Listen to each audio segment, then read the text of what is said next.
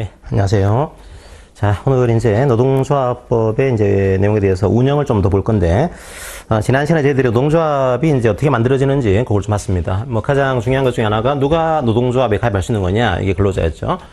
자, 근로자의 의미가 여러분들이 근로기준법상에서 얘기하는 근로자의 의미하고, 그 다음에 노동조합법에서 얘기하는 근로자의 의미가 다르다, 이렇게 말씀드렸습니다. 그래서 여기서는 이제 임금 목적으로 이제 근로를 제공하는 자가 돼야 되고, 그러니까 근로계약을 체결해야 되는 거죠. 여기서는 임금, 급료, 그 밖에 이에 준하는 수입에 의해서 생활하는 자 이렇게 되어 있습니다. 그래서 여러분들이 여기서 말하는 근로자라는 것은 뭐 실업자라든지 구직 중인 자 이런 분들도 포함된다라고 하는 거, 그렇게 여러분들이 이해를 하시고요. 자, 그 다음에 뭐 심지어 이제 해고된 분들도 노동조합 가입하는 것이 가능한 이런 구조입니다. 그리고 이제 근로계약을 체결하지 않았다고 하더라도 어떤 위탁계약, 위임계약, 뭐 그런 계약을 체결한 분들이 계세요. 뭐 그런 분들이라고 하더라도 만약에 이분들이 경제적으로 종속이 되어 있다. 그러니까 예전에 이제 근로계약을 체결해서 인격적으로 매여 있지는 않습니다. 하지만 경제적으로 이 사업자가 돈을 안 주면은 생활을 못 해요. 자, 이런 경우에는 설사 인적으로 매여 있지 않다고 하더라도 요게 돼 있으면 근로자가 될 수 있다라고 하는 거. 그래서 노동조합법상의 근로자의 그 의미는 이제 어떤 수입의 문제, 돈의 문제, 여기에 좀 많이 지중하고 있는 겁니다. 경제적으로 매여 있으면 뭐 근로자인 거다, 이렇게 하시고. 과연 그러면 이게 종속이 되는지를 어떻게 판단할 거냐, 요 판단 기준이 쭉 나오게 돼요. 여러분들이 2차 가실 분들은 이걸 반드시 외우셔가지고 2차를 들어가야 되는 거죠. 1차에서는 그냥 경제적으로 종속이 되어 있으면 이분은 근로자인 거다, 이렇게 여러분들이 이해를 하시면 되겠습니다. 자, 이렇게 하시고, 그 다음에, 이 근로자에 대해서 노조 만드는 것들을 방해해서는 안 되는 분들, 교섭하는 것을, 파업하는 것을 방해해서는 안 되는 사람들, 뭐 그런 사람들이 사용자입니다. 사용자. 자, 사용자의 정의는 근로기준법이랑 똑같아요. 이게. 같은 정의를 가지고 있습니다. 같은 정의라는 얘기는 사용자의 내부적 확장이 똑같아요. 내부적으로 사용자라는 것은 사업주, 사업 경영 담당자, 근로자에 관한 사항에 대해서 사업주로 해서 행동하는 자, 이런 사람들이 다 이제 이런 행위를 해서는 안 된다. 즉 한마디로 분호라고 하는 부당 노동이라고 해서는 행위를 해서는 안 될 사람, 그것들은 동일한 구조입니다. 단지 판례상으로 약간 다른 것 중에 하나가 이 사용자 의미를 외부적으로 확장하고 있어요. 외부적으로. 그래서 여기가 원청이 있고 여기가 하청이 있다. 이런 경우에 하청회사의 근로자가 노조를 만들었을 경우에 원래 노조 만드는 것들을 방해해서는 안 되거든요. 원래 누가 방해해서 안 되는가 하면은 사용자가 방해해서는 안 돼요. 근데 원청회사가 이 노조 만드는 것을 방해했다, 지배했다, 개입했다, 이런 경우에 원청회사, 계약을 체결하지 않은 겁니다. 계약을 체결하지 않은 원청회사가 사용자가 될 수 있는 거냐, 이 문제예요. 원래 근로기준법에서는 이 원청회사가 반드시 근로계약을 체결을 해야지만 사용자가 되는 구조입니다. 하지만 노동조합법은 근로계약을 체결하지 않았다고 하더라도 묵시적인 근로계약 인정이 안 된다고 하더라도 이 사람의 이 근로자분들의 근로조건을 사실상 지배하고 있다, 영향력을 행사하고 있다, 이런 경우에는 노조 만드는 것을 당신도 방해할 수 있지 않냐라고 해서 근로계약을 체결하지 않았더라도 이분의 근로조건을 움직일 수 있다고 한다면 이 사람도 사용자가 될 수 있습니다. 이런 판례가 등장하는 거죠. 나중에 다시 또 학습을 해야 될 겁니다. 지금은 다 이제 약간 처음 들어보는 내용들이 많으니까 헷갈리실 거예요. 나중에 자꾸 반복하다 보면은 이 의미가 좀 이해가 될 겁니다. 자, 그 다음에 이제 이 근로자가 이제 사용자를 상대로 해서 노조를 만들었어요. 만들 때 노조가 만들어진 요건이 있겠죠. 노조 요건이 필요합니다. 노조 요건이 실질적으로 이게 있어야지만 노조인 거다, 이런 요건이 나오게 됩니다. 요게 노동조합법 2조 4호에 나와요. 그리고 본문을 보게 되면 노동조합이라 함은 어떻게 되는 거느냐, 이게 있어야지만 노조인 거다, 이런 표현 쓰고 있죠. 노동조합은 근로자가 주체가 돼서 근로자가 자주적으로 단결해야 돼요. 근로자의 자주성이 있어야 되고, 그 다음에 근로조건의 유지 개선과 근로자의 경제적인, 사회적인 지위 향상을 도모할 것을 목적으로 해야 됩니다. 목적성이 있어야 될 것이고, 그 다음에 조직하는 단체 혹은 그 연합단체가 돼야 됩니다. 단체성이 있어야 되는 거죠. 자, 여기 있어야지만 노조인 거다라고 하고 있습니다. 근데 이제 이걸 판단하기가 쉽지가 않은 거죠. 그래서 2조 4호 강목에서 이게 없어야지 노조인 거다, 이런 요건을 만들어 놨어요. 소극적 요건. 이건 있어야지만 되는 거고, 이건 없어야 되는 거죠. 그래서 이 소극적 요건을 다른 말로 결격사라는 표현을 씁니다. 여기 있으면 노조가 아닌 겁니다, 이게. 노조로 안 보겠다라는 사유가 2조 4호 강목에 해놨습니다. 그게 이제 가나다라 마목에 있는 거죠. 자, 감옥에서는 사용자의 이제 참가를 허용하게 되면 노조는 안 보겠다라고 하고 있고, 사용자는 여러분들이 배웠어요. 사업주, 사업 경영 담당자, 근로자에 관한 사항에 대해서 사업주로 해서 행동하는 자, 이렇게 되어 있고, 그 다음에 항상 사용자의 이익을 대표해서 행동하는 자, 이런 표현을 쓰고 있습니다. 이게 사용자의 이익 대표자라고 하는 사람이 등장하게 되죠. 그러면 사용자는 알겠는데 이분들은 누가 되는 거냐, 이게 뭐 비서냐 아니면 기사분들이냐, 이게 헷갈린단 말이에요. 요거는 어떤 이 사람의 지위, 명칭 읽어보는 게 아니고 그 사람의 직무를 봐요. 직무를요. 그래서 그 사람의 직무상의 어떤 의무와 책임이 자, 과연 조합원으로서의 의무와 책임에 직접 저촉이 되는 것인지, 이걸 가지고서 만약에 충돌하게 되면은 이건 자주성이 심해 나가는 겁니다. 그래서 이걸 따져봐가지고 직접적으로 저촉이 되지 않으면 문제가 없고요. 저촉이 되면은 이분은 사용자 이익대표자인 거니까 노조의 자주성을 침해할 수 있다, 인정할 수 없습니다. 이게 이제 판례의 입장이 되어 있습니다. 자, 그렇게 하시고요. 그 다음에 두 번째가 경비의 주된 부분을 원소받고 있어요. 경비의 주된 부분. 자, 경비의 주된 부분을 원조받게 되면은 자주성이 없어지는 거죠. 돈에 대해서. 나중에 나오겠지만, 하지만 예외적으로 몇 가지는 허용하고 있습니다. 오늘 아마 들어가야 될 것 같은데, 근로시간 면제라고 해서, 사용자가 돈을 주는 제도가 있거든요. 일종의 노조 활동을 하고 있지만, 사용자가 요 근로시간만큼은 돈을 주겠습니다. 그런 제도가 있어요. 그 제도에 따라서 돈을 받고 있다. 이때는 제도가 있으니까 문제가 없다는 거고. 그 다음에 최소한도의 규모의 사무소를 제공하고 있습니다. 사무소. 노동조합 사무소는 필요하거든요. 요걸 주는 거 가지고 뭐 자주성이 없는 거다 이렇게 보지는 않습니다. 그 다음에 금전을 지급하는데 이게 구제, 뭐 후생자금 이런 식으로 어떤 복지를 위해서 구제 기금을 기부하고 있다. 뭐 이런 경우에는 자주성이 문제가 아닌 거니까 인정해 드리겠습니다. 예외를 만들어 놨어요. 자, 그 다음에 세 번째로 다음을 보시게 되면 공제, 수양, 기타, 복리사업. 요거 할 수 있습니다. 노조가 가능한데 만약에 요거 사업만 하고 있다. 이런 경우에는 목적이 없는 거죠. 목적이 근로조건이 돼야 되는데 복지가 목적이다. 이것만 하고 있다. 그런 경우에는 노조가 아닌 겁니다. 이게. 자, 이건 주의하셔야 돼요. 복리사업 할 수 있습니다. 가능한데 요것만 목적으로 한다. 이때 안 되는 거죠. 그 다음에 근로자가 아닌 자가 들어가요. 당연히 안 되겠죠. 그죠? 근로자가 아닌 자. 자, 그래서 뭐 사용자가 들어가 있거나 혹은 뭐 근로자가 아닌 사람이 들어가 있다. 이 경우는 당연히 자주성이 없는 거니까 문제가 생기는 거죠. 노조가 아닌 겁니다. 그 다음에 마목에서는 정치운동 할 수 있어요. 노조가 정치운동 가능합니다. 우리나라에서는 정치운동 못하는 노조는 두 개가 있어요. 공무노조, 교원노조. 자, 그거 말고는 정치운동 할 수 있습니다. 할 수 있지만 이것만 주로 하고 있다. 이걸 주로 하게 되면 이게 노조가 아닌 거죠. 그래서 이런 경우에는 노조로 보지 않습니다. 이런 내용을 만들어 놨어요. 자, 이걸 이제 만들어서 어떻게 하는가 하면 이제 설립신고를 하러 갑니다. 설립신고를. 자, 설립신고를 어떻게 하는가 하면, 두 가지 서류를 들고 와요. 하나가 설립신고서. 자, 또 한 가지에 규약을 첨부합니다. 그러면 요 설립신고서에 들어갈 내용이 뭐냐 이거죠. 제가 지난주에 뭐 신고해야 될 명사수는 임소연이다 이렇게 말씀드렸습니다. 그래서 설립신고서에 신고를 해야 되는데 뭘 신고해야 되는 거냐? 명사수를 신고해야 돼요. 자, 노동조합 명칭을 신고해야 되고요. 그 다음에 사무소의 소재지를 신고를 해야 되고, 조합은 수를 신고해야 됩니다. 여기서는 조합은 명부가 아니에요. 조합은 수예요. 그러니까 신고해야 될 명사수는 임소연. 그러니까 임원의 성명과 주소, 이걸 신고를 해야 되고, 그 다음에 만약에 우리 회사가 연합단체에 소속이 되어 있습니다. 그때는 소속된 연합단체가 어딘지를, 예를 들면 민주노총이다, 한국노총이다, 소속이 되어 있으면은 그 소속된 단체를 이제 신고를 해야 됩니다. 우리 노조가 연합노조인 경우에는 연합노조 구성 노조가 누구인지 그것들을 신고하도록 하고 있어요. 자, 이걸 가지고 신고를 하는데 규약을 첨부해서 어디를 가는가 하면 이제 행정관청에 신고를 합니다. 행정관청. 그럼 여러분들이 이 행정관청이 어디냐, 이걸 좀 이해할 필요가 있어요. 행정관청의 기본적인 의미는 원칙적으로 기초자치단체를 얘기하는 겁니다. 시장, 군수, 구청장, 자치구 구청장 얘기하셨죠? 구청장.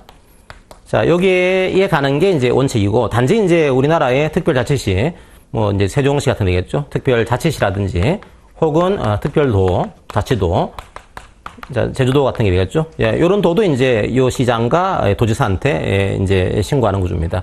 자, 그런데 우리나라에서 만약에 이 시군구가 걸쳐 있어요, 노조가요. 그때는 광역자치단체한테 갑니다. 특별시장, 광역시장, 도지사, 이런 구조고요. 요 시군구가 두 개가 걸쳐 있다는 경우에는 광역자치단체장한테 신고하도록 그렇게 하고 있습니다. 그 다음에 우리 노조가 연합노조예요. 연합노조인데다가 만약에 특별시장, 광역시장, 특별시, 광역시, 도, 특별자치시, 특별자치도에 걸쳐 있습니다. 이제 좀 큰 게 걸쳐 있는 거죠. 좀 걸쳐 있는 경우에는 어디 가는가 하면 노동부 장관에게 신고하도록 그렇게 하고 있어요. 그래서 이제 어디에 신고해야 되는지 그것도 값 나오니까 1차로 여러분들이 이해할 필요가 있습니다. 자, 그 다음에 이 행정관청에 신고를 하게 되면 행정관청이 이걸 심사를 해요. 심사를 해서 세 가지 형태로 나옵니다. 심사를 했더니 별 문제가 없어요. 이게 하자가 없는 겁니다. 하자가 없을 경우에는 3일 이내에 신고증을 교부해 줍니다. 설립 신고증을 교부를 해줘요. 자, 근데 하자가 생겼어요. 보니까 하자가 설립 신고서와 규약을 봤더니 하자가 있는 겁니다. 그럼 어떻게 하는가 하면 이 하자가 좀 사소한 하자예요. 이게 절차적인 하자에 불과한 겁니다.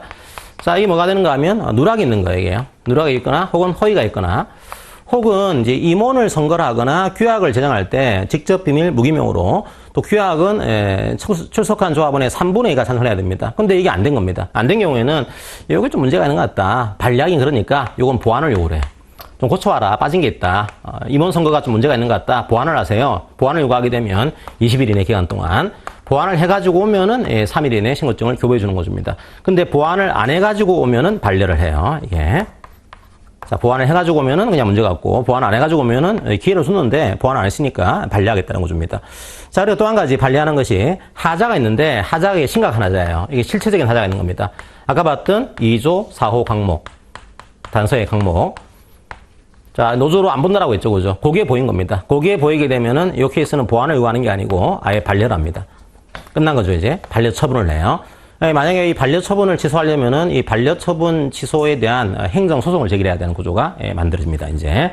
그래서 여러분들이 이제 이런 걸 배우기 위해서 행정법을 2차로 배우시게 되는 거예요. 이제 행정상의 어떤 처분을 내리게 되면은 처분이 문제가 있는 것 같다. 그러면 취소를 요구를 해야 되거든요. 그럼 이제 법원 가가지고, 이 노동부가 이런 잘못을 했으니 이거 이 반려 처분을 취소해줘. 이런 취소의 소송을 제기하는 구조가 만들어지는 겁니다.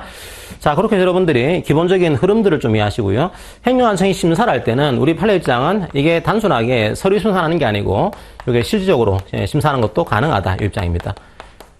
일단은 이제 서면 심사를 해야 되는데 이 2조 4호 항목에 해당한다. 여기에 보일 만한 객관적인 문제가 보인다. 이런 경우에는 서류 심사를 넘어서서 실제적으로 심사하는 것도 가능합니다. 이게 우리 판례 입장에 돼 있다고 하는 거. 그렇게 여러분들이 이해를 하시고요. 그 다음에 설립 신고가 됐을 경우에 나중에 박경이 나오겠죠. 변경 신고를 해야 돼요. 그래서 두 가지가 나옵니다. 30일 안에 변경 신고해야 될 거, 그 다음에 매년 1월 31일까지 정기 통보해야 될 거, 이게 나옵니다. 그래서 명칭이라든지 이런 사무소 같은 경우에는 이게 자주 안 바뀌니까 요거는 30일 이내에 바뀌게 되면 변경 신고를 해야 되고요. 그 다음에 임원 같은 경우에도 이게 대표자 같은 경우는 자주 안 바뀌니까 바뀌게 되면은 30일 안에 변경 신고하도록 하고 있습니다. 자, 하지만 조합원 수라든지 다른 임원이라든지 이런 경우에는 이게 자주 바뀌어요. 바뀌다 보니까 30일 안에 변경 신고하게 되면은 너무 번거로워요. 번거로우니까 요거는 정기 통보하도록 매년 1월 31일까지 이렇게 만들어져 있습니다. 그리고 신고한 것 중에 우리가 규약도 첨부했죠. 요 규약도 이제 바뀔 수가 있으니까 이것도 정기 통보하는 식으로 만들어 놨습니다. 자, 그렇게 여러분들이 이해를 하시고요.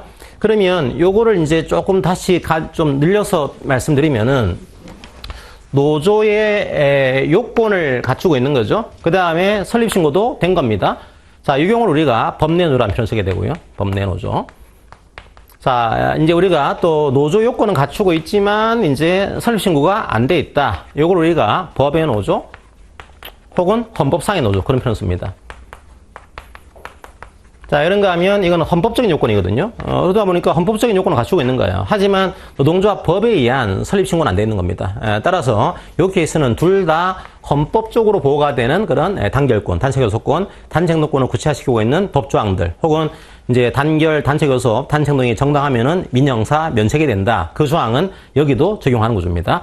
하지만 노동조합 법에 의한 행정편의는 여기가 받을 수 없다. 그런 한계를 가지고 있습니다.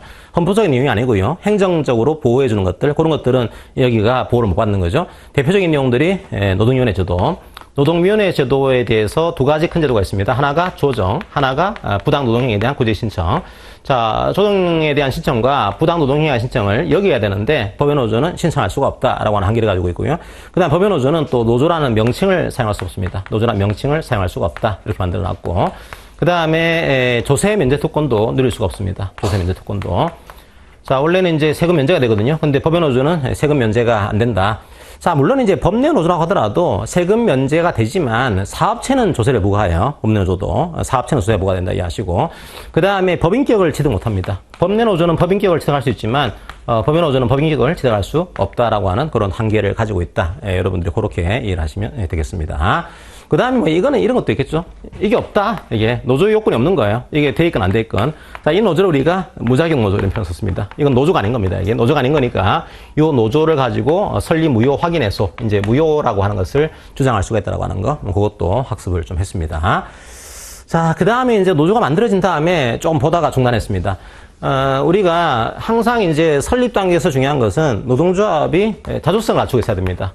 요게 중요하고요. 그 다음에 또 민주성을 갖추고 있어야 돼요. 노조가 이 성질이 없으면은 이게 문제가 있는 겁니다. 이게 이 성질을 가지고 있어야지만 노조인 거죠, 이게. 그러다 보니까 약간 설립 단계에서도 이게 중요하고요. 자, 만들어주고 난 다음에 운영을 해야 돼요. 운영 단계에서도 이게 중요합니다. 자, 둘 다 중요한데 설립 단계에서는 얘가 좀 더 중요하고 운영 단계에서는 이것도 중요하지만 민주적인 운영, 이게 좀 더 중요한 이런 가치를 띠고 있어요.